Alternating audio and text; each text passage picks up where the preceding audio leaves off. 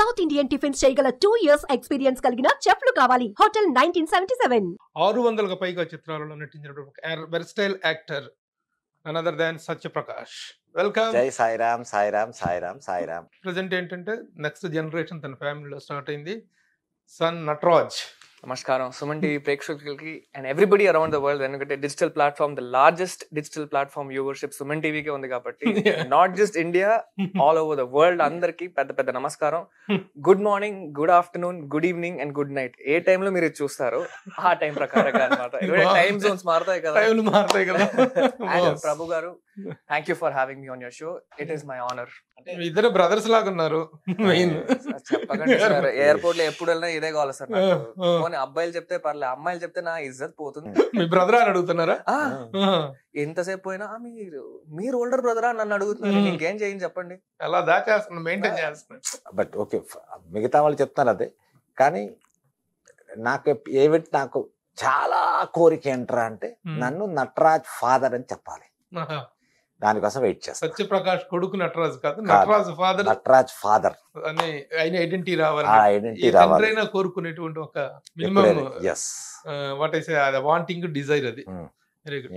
కానీ సత్యప్రకాష్ మీ జర్నీ అనేటువంటిది ఎక్కడో విజయనగరంలో పుట్టి ఎక్కడో ఒరిస్సాలో పెరిగి పుట్టడం విజయనగరం అయినా పెరిగిందంతా ఒరిస్సా అంటే భువనేశ్వర్ దగ్గర నుంచి రౌర్కెలా అనేసి ఒక ఊరు. రూర్కెలా నాన్న అక్కడ ఉద్యోగం చేసేవారు కదా. ఏం జాబ్ చేసేవారు? అక్కడ స్టీల్ ప్లాంట్ ఉంది, steel authority of India.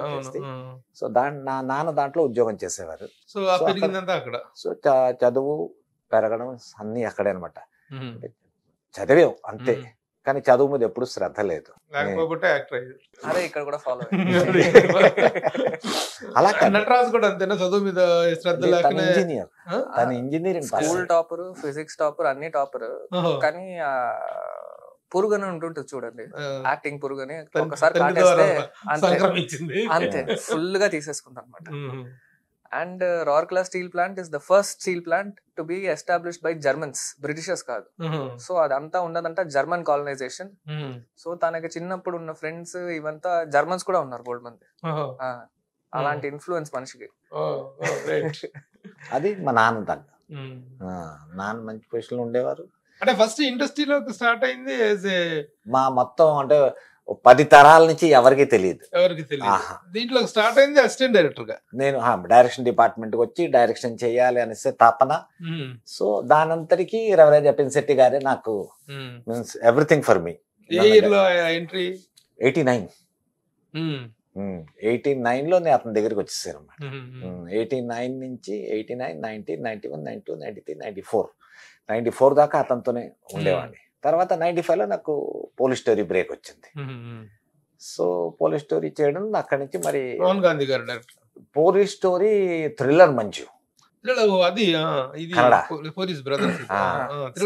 Thriller Manju. Sai Kumar first act చేసిన సినిమా వచ్చేసి రవిరాజ్ అప్పినశెట్టి గారి డైరెక్షన్. రవిరాజ్ అప్పినశెట్టి గారి డైరెక్షన్ లోనే అంగరక్షక్. తర్వాత మళ్ళీ అటుపక్క మళ్ళీ పోలీస్ స్టోరీ. ఎందుకు ఆయన డైరెక్షన్ డిపార్ట్మెంట్ లో ఉన్న తీసుకెళ్లిపోయి యాక్టర్ చేయాలనే ఆలోచన ఆయనకి ఎందుకు వచ్చింది? చేయాలనే ఆలోచన మీకు ఎందుకు వచ్చింది? అతని vision is a great director, no doubt about that. Actually ఇవాళ రోజుల్లో కూడా my first director is always Raviraj Appinasetti గారే. అంటే గ్రేటెస్ట్ మ్యాన్. ఎందుకు వచ్చింది అసలు? అంటే నాకు అప్పటికి చెప్తుండేవండి, సార్ నేను ఒక చిన్న క్యారెక్టర్ చేస్తాను, నేను ఒక క్యారెక్టర్ చేస్తాను బాగాను విపరీతంగా అన్నమాట. సో అది అయితే ఇది చెయ్యి అన్నారు. చేస్తే అతనికి నిజంగానే చెప్పారు, నువ్వు చేయగలవురా అంగరక్షక్ చెయ్యి అన్నారు. ఓకే సార్ అన్న. అందుకు మళ్ళీ రాజశేఖర్ గారి నెక్స్ట్ సినిమా కూడా మెయిన్ విలన్ దాంట్లో కూడా Vijayan master, fight master. Hindi film. Hero Sunny Deol, Pooja Bhatt. So గురువు గారి డైరెక్టర్ అన్నమాట. అది చేసుకొని తర్వాత నేను విజయబాపినాయుడు గారి దగ్గర కంటిన్యూస్ గా వెళ్తుండేవాడిని, ఈ 2 డైరెక్టర్స్ దగ్గరే. అతను ఆఖరికి నా బాధపడలేక బిగ్ బాస్ సినిమాకి, అది సూపర్ క్యారెక్టర్. సో చిన్నప్పటి నుంచి ఆర్టిస్ట్ అవ్వాలి అంటే ఉన్నది ఒకే ఒక నక్షత్రం, స్టార్ అంటారు కదా, అది చిరంజీవి గారు. మేము ఉండేది రూర్కెలా అని చెప్పాం కదా, రూర్కెలా నుంచి తెలుగు సినిమాలకు చూడాలి అంటే విజయనగరం దాకా రావాలి. ఒక దొంగల బండి వచ్చేది. ఎందుకు దొంగల బండి అంటే అది రాత్రిపూట వచ్చేది అనమాట. దాంట్లో లైట్లు ఉండేవి కావు, బర్త్లు ఉండేవి కావు. నేను ఎప్పుడు టికెట్ కొనేవాడిని కాదు, WT అనేవాళ్ళం అప్పుడు, వితౌట్ టికెట్ అన్నమాట. టీటీ లాంటి అవడం వస్తే బాత్రూంలో దూరిపోవడం. తర్వాత మళ్ళీ ఆ విధంగా చిరంజీవి గారి సినిమా అక్కడ వచ్చింది అనగానే ఇక్కడ వచ్చేసా, విజయనగరం వచ్చేసా. మా అమ్మమ్మ ఊరన్నమాట అది, మా తాతగారు అమ్మమ్మ విజయనగరం. మరి అమ్మ వాళ్ళ ఊరు అదే కదా. సో 3 పూట్ల 3 షోస్ అనే సినిమా చూసడం. ఏదో మాకేంటంటే అక్కడ ఇడ్లీలు దొరకవు రౌర్కెలాలో. హోటల్స్ మన సౌత్ ఇండియన్ దోశ కానీ పెసరట్టు కానీ ఇవేం రావు. అప్పుడు ఇంట్లో ఇడ్లీ చేసుకోవాలి అంటే చాలా పెద్ద విషయం అన్నమాట. రుబ్రోళ్ళు ఉండేవి కదా, వాటిలో రుబ్బి ఇవన్నీ చేయడం అంటే ఎప్పుడో చేసేవారు. ఇక్కడైతే చిన్న చిన్న పాకల్లో కూడా ఇడ్లీలు అమ్మేసేవారు అన్నమాట.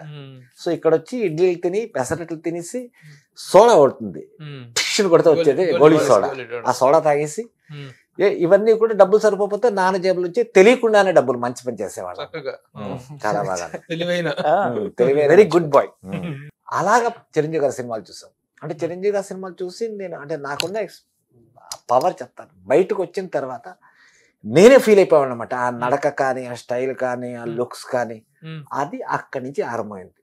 ఆరంభమై దెన్ ఓకే నేను వచ్చి ఇవ్వాలి. సుమన్ టీవీలో మీ పర్సనల్ అండ్ బిజినెస్ ప్రమోషన్స్ కోసం కింది నెంబర్ కి కాంటాక్ట్ చేయండి.